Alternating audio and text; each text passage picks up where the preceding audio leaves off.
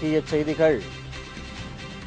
சங்கரன்கோவில் தொகுதியில் தேமுதிக புதிய எழுச்சி, கிராம மக்கள் ஆர்வத்துடன் வரவேற்பு.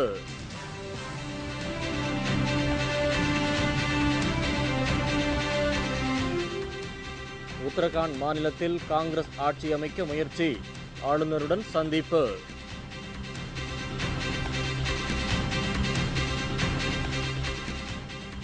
கோவாவில் பாஜக ஆட்சி அமைத்தது. முதலமைச்சராக மனோகர் பாரிகர் பதவியேற்ற விழாவில் அத்வானி மற்றும் தலைவர்கள் பங்கேற்பு.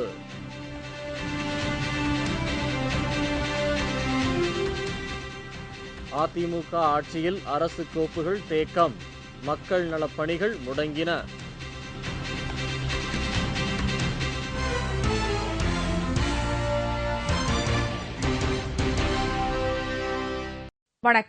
வணக்கம்.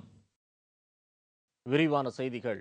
சங்கரன்கோவில் இடைத்தேர்தலில் தேமுதிக சூறாவளி பிரச்சாரம் மேற்கொண்டு வருகிறது. தொகுதி முழுவதும் பிரச்சாரம் மேற்கொண்டு வரும் தேமுதிக வேட்பாளர் முத்துக்குமாருக்கு ஆதரவு பெருகி வருகிறது. சங்கரன்கோவில் இடைத்தேர்தல் இந்த மாதம் 18ஆம் தேதி நடைபெறுகிறது. இதில் தேமுதிக சார்பில் போட்டியிடும் வேட்பாளர் கே முத்துக்குமார் வீடு வீடாக சென்று சூறாவளி பிரச்சாரம் மேற்கொண்டு வருகிறார். தேமுதிக வேட்பாளர் முத்துக்குமாரை ஆதரித்து தேமுதிக மாநில இளைஞரணி செயலாளர் எல்.கே. சுதீஷ் தொகுதி முழுவதும் சூறாவளி பிரச்சாரம் மேற்கொண்டு வருகிறார். பிரச்சாரத்தில் மாநில தேமுதிக நிர்வாகிகள், மாவட்ட செயலாளர்கள் ஆகியோரும் தீவிரமாக ஈடுபட்டுள்ளனர். வாக்கு கேட்டு செல்லும் தேமுதிக வேட்பாளருக்கு அனைத்து தரப்பினரும் உற்சாக வரவேற்பு கொடுத்து வருகின்றனர். பல இடங்களில் வேட்பாளருக்கு ஆரத்தி எடுக்கும் பெண்கள் தங்களது வாக்கு முரசு சின்னத்திற்கே என்று உறுதியுடன் தெரிவித்து வருகின்றனர். இதனிடையே பிரச்சாரத்தின் போது பேசிய மாநில இளைஞரணி செயலாளர் எல்.கே. சுதீஷ், இந்த இடைத்தேர்தல் தேமுதிகவிற்கும் அதிமுகவிற்கும் இடையே நடைபெறும் தேர்தல் அல்ல என்றும், அதிமுகவிற்கும் மக்களுக்கும் இடையே நடைபெறும் தேர்தல் என்றும் கூறினார். சட்டசபையில் பேருந்து கட்டணம், பால் விலை உயர்வு குறித்து தேமுதிக கேள்வி எழுப்பியதற்கு உரிய பதிலை தராத முதலமைச்சர் ஜெயலலிதா சங்கரன்கோவில் தேர்தலில் போட்டியிட தயாரா என்று ஆணவத்துடன் பேசியதாக அவர் கூறினார். கேப்டன் வந்து சட்டசபையில் என்ன பேசினாரு, பால் விலையும் பஸ் விலையும் ஏன் ஏற்றுறீங்கன்னு. அதுக்கு உங்களுக்கு தைரியம் இருந்தால் சங்கர்கள் வந்து போட்டியை போடுறாங்க. அது வந்து சரியான பதில் கிடையாது. இந்த இடைத்தேர்தலில் அதிமுகவை மக்கள் வெற்றி பெறச் செய்தால் ஜெயலலிதா அனைத்து விலைகளையும் உயர்த்த தயங்க மாட்டார் என்று தெரிவித்த தேமுதிக மாநில இளைஞரணி செயலாளர் எல்.கே. சுதீஷ், இந்த இடைத்தேர்தலில் தேமுதிகவை வெற்றி பெறச் செய்யுமாறு கேட்டுக்கொண்டார்.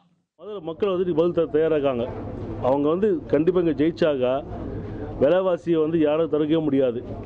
ஆனால் இங்கே தேசிய முற்போக்கு எங்கள் கட்சி வெற்றி பெற்றால் கண்டிப்பாக தமிழ்நாட்டில் விலைவாசி கண்டிப்பாக குறையும். இப்போ எப்படி நம்ம வந்து ஓட்டு கேட்குறோமோ, எல்லா கிராமத்துக்கு போய் ஓட்டு கேட்குறோமோ, அது மாதிரி ஜெயிச்ச உடனே இதே போல் வந்து நன்றி சொல்கிறதுக்கு எல்லா கிராமத்துக்கு போயிட்டு எல்லா மக்களிடம் வந்து ஒரு கிராமத்துக்கு ஒரு நாள் போயிட்டு மனு வாங்குவார், என்னென்ன பிரச்சனை இருக்குன்னு. வெற்றி பெற்று 2-3 மாதத்துக்குள்ள என்னென்ன பிரச்சனை கண்டிப்பாக எங்களுக்கு வேட்பாளர் பண்ணி தருவார்.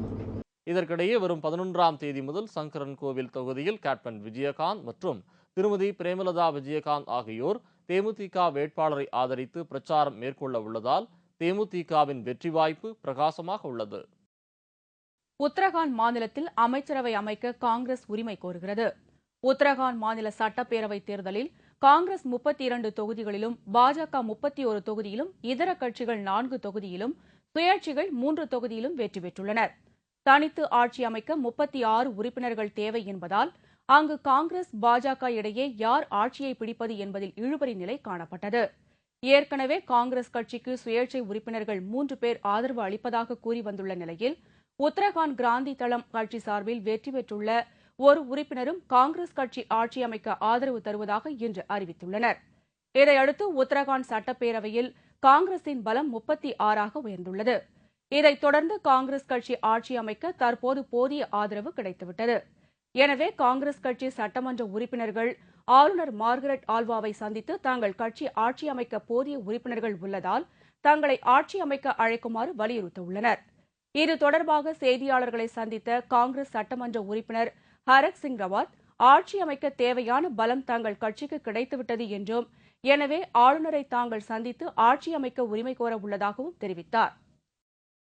கோவா மாநில முதலமைச்சராக பாஜகவை சேர்ந்த மனோகர் பாரிகர் இன்று பதவியேற்றுக் கொண்டார். 40 சட்டமன்ற தொகுதிகளை கொண்ட கோவா மாநிலத்தை காங்கிரஸ் கட்சியிடமிருந்து இந்த முறை பாஜக கைப்பற்றியுள்ளது. இந்நிலையில் பாஜகவை சேர்ந்த மனோகர் பாரிகர் இன்று முதலமைச்சராக பதவியேற்றுக் கொண்டார். ஆளுநர் சங்கர நாராயணன் பாரிகருக்கு பதவி பிரமாணம் செய்து வைத்தார்.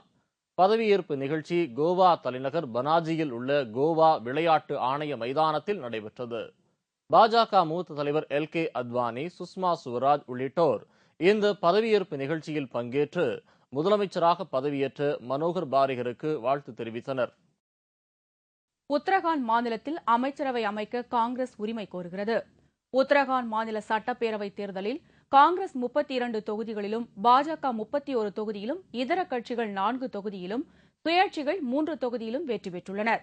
தனித்து ஆட்சி அமைக்க 36 உறுப்பினர்கள் தேவை என்பதால் அங்கு காங்கிரஸ், பாஜக இடையே யார் ஆட்சியை பிடிப்பது என்பதில் இழுபறி நிலை காணப்பட்டது.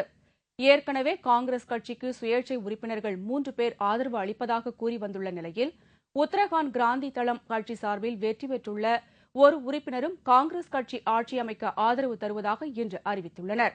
இதையடுத்து உத்தரகாண்ட் சட்டப்பேரவையில் காங்கிரசின் பலம் 36ஆக உயர்ந்துள்ளது.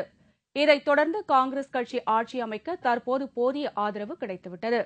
எனவே காங்கிரஸ் கட்சி சட்டமன்ற உறுப்பினர்கள் ஆளுநர் மார்கரெட் ஆல்வாவை சந்தித்து தங்கள் கட்சி ஆட்சி அமைக்க போதிய உறுப்பினர்கள் உள்ளதால் தங்களை ஆட்சி அமைக்க அழைக்குமாறு வலியுறுத்தியுள்ளனர். இது தொடர்பாக செய்தியாளர்களை சந்தித்த காங்கிரஸ் சட்டமன்ற உறுப்பினர் ஹரக் சிங் ரவாத், ஆட்சி அமைக்க தேவையான பலம் தங்கள் கட்சிக்கு கிடைத்துவிட்டது என்றும், எனவே ஆளுநரை தாங்கள் சந்தித்து ஆட்சி அமைக்க உரிமை கோர உள்ளதாகவும் தெரிவித்தார்.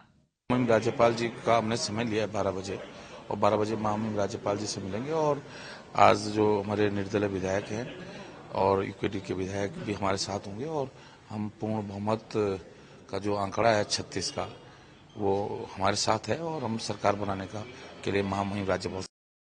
கோவா மாநில முதலமைச்சராக பாஜகவை சேர்ந்த மனோகர் பாரிகர் இன்று பதவியேற்றுக் கொண்டார். 40 சட்டமன்ற தொகுதிகளை கொண்ட கோவா மாநிலத்தை காங்கிரஸ் கட்சியிடமிருந்து இந்த முறை பாஜக கைப்பற்றியுள்ளது. இந்நிலையில் பாஜகவை சேர்ந்த மனோகர் பாரிகர் இன்று முதலமைச்சராக பதவியேற்றுக் கொண்டார்.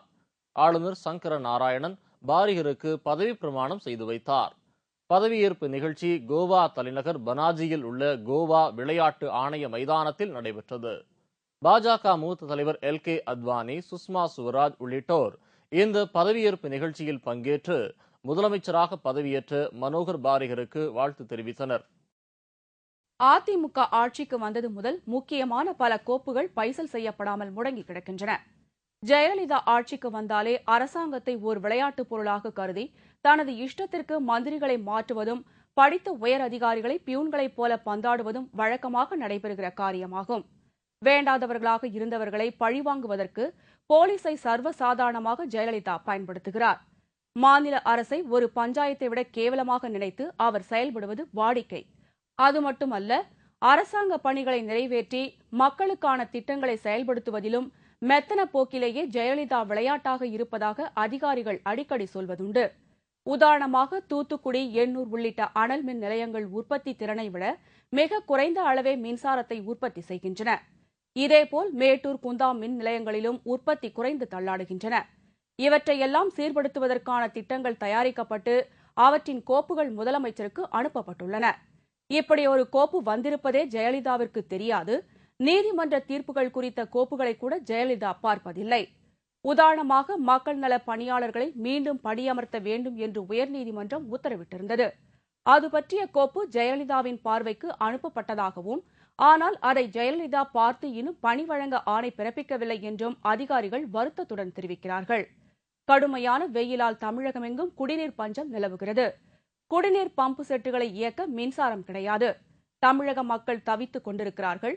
ஆட்சி அதிகாரம் கிடைத்த சந்தோஷத்தில் அவர் தனி விமான சவாரி செய்வதும், ஸ்ரீரங்கத்திற்கு போவதிலும், கோவில் சாமி கும்பிடுவதற்கும் கூட பேட்டரி கார் வேண்டும் என்று அடம்பிடிப்பதுமாக உற்சாகத்தில் இருக்கிறார். தமிழக மக்களின் துயரம் அவருக்கு தெரிய போவதில்லை. லஞ்சம் வாங்கியதற்காக கைது செய்யப்பட்ட மத்திய வருவாய் புலனாய்வுத்துறை இணை இயக்குநர் ராஜனை 4 நாட்கள் சிபிஐ காவலில் வைத்து விசாரிக்க உயர்நீதிமன்றம் அனுமதி வழங்கியுள்ளது. லஞ்சம் வாங்கிய வழக்கில் கைது செய்யப்பட்ட மத்திய வருவாய் புலனாய்வுத்துறை இணை இயக்குநர் ராஜன் தனக்கு ஜாமீன் வழங்க வேண்டியும் முதல் வகுப்பு சிறை வேண்டியும் கொடுத்த மனு மீதான விசாரணை இன்று சிபிஐ நீதிமன்றத்திற்கு வந்தது. இந்த மனுவை விசாரித்த சிபிஐ நீதிபதி ரவீந்திரன் அவருக்கு சிறையில் முதல் வகுப்பு அளிக்கும்படி உத்தரவிட்டார். மேலும் ராஜன் ஜாமீன் மனு மீதான விசாரணையை வரும் திங்கட்கிழமைக்கு ஒத்திவைத்தார். இதனிடையே ராஜன் மற்றும் அவரது உதவியாளர் முருகேசன் ஆகிய இருவரை 4 நாட்கள் சிபிஐ காவலில் வைத்து விசாரிக்க சிபிஐ கொடுத்த மனுவை ஏற்றுக்கொண்ட உயர்நீதிமன்றம் அதற்கான உத்தரவையும் பிறப்பித்துள்ளது. மதுரையில் இருக்கும் வங்கி ஒன்றில் கம்ப்யூட்டர் சாதனங்களை கொள்ளையடித்துச் சென்ற குற்றவாளிகள் பிடிபட்டனர். பேங்க் ஆஃப் பரோடாவின் வங்கிக் கிளை ஒன்று மதுரை SS காலனியில் இயங்கி வருகிறது. கடந்த சில தினங்களுக்கு முன்பு மர்ம நபர்கள் சிலர் வங்கியின் பின்பக்க கதவை உடைத்து அங்கிருந்த கம்ப்யூட்டர் சாதனங்களை கொள்ளையடித்துச் சென்றனர். காவல்துறையினர் தனிப்படையினை அமைத்து குற்றவாளிகளை தேடி வந்த நிலையில் விராட்டிபத்தைச் சேர்ந்த சுரேஷ்குமார், ஷாம்குமார், மும்மூர்த்தி ஆகிய 3 பேரை கைது செய்தனர். மேலும் அவர்கள் கொள்ளையடித்த கம்ப்யூட்டர் சாதனங்கள் மற்றும் வாகனம் ஆகியவற்றை பறிமுதல் செய்தனர். இதனிடையே மதுரையில் இருசக்கர வாகன திருட்டில் ஈடுபட்ட முருகேசன், வசந்தகுமார் ஆகிய இருவரையும் காவல்துறையினர் கைது செய்து அவர்களிடமிருந்த வாகனங்களை பறிமுதல் செய்தனர்.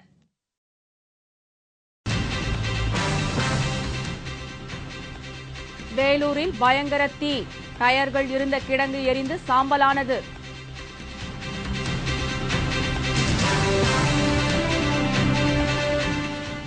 மாசி திருவிழாவையொட்டி கோயில்பட்டியில் மாட்டு வண்டி பந்தயம், ஏராளமானோர் கண்டுகளிப்பு. மற்றும் பல செய்திகள் விளம்பர இடைவேளைக்கு பிறகு.